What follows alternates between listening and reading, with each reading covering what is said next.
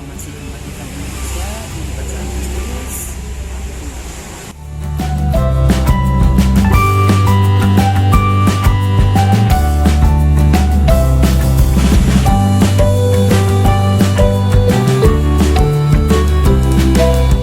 Dalam waktu dekat kita akan mencoba untuk mengunjungi Prasasti Talangkuo. Ya, di sana ada satu peninggalan prasasti yang mudah-mudahan kedepannya juga akan menjadi tempat wisata budaya bagi warga kota Cimahi.